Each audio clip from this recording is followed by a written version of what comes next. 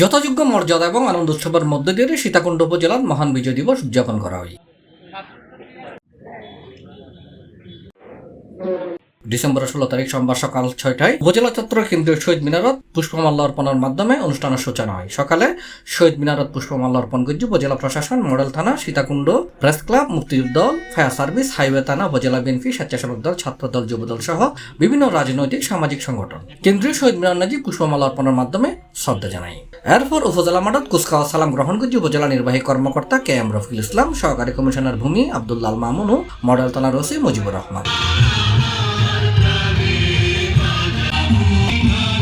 উপজেলা প্রশাসক ও উপজেলা নির্বাহী গভীর শ্রদ্ধাভরে স্মরণ করছি মহান মুক্তিযুদ্ধে জীবন উৎসর্গ করা লাখো শহীদকে, যা হয়েছে আমাদের লাল সবুজের পতাকা।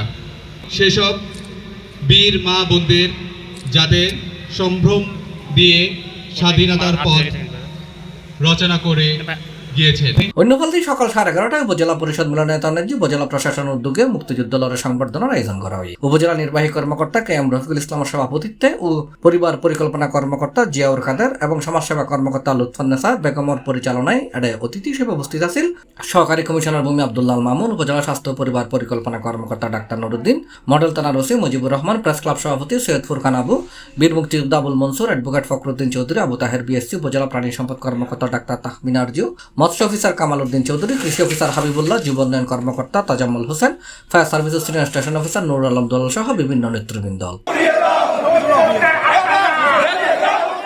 অন্যফালতে মহান বিজয় দিবস উপলক্ষে সীতাকুণ্ড উপজেলা বিএনপির বিশাল আনন্দ শোভাযাত্রা অনুষ্ঠিত হয়। স্বেচ্ছাসেবক দল, যুব দল, ছাত্র দল, কৃষক দল এবং তাঁতি দলের নেতাকর্মী হলে অংশগ্রহণ করছে। C+ TV, Chittagong.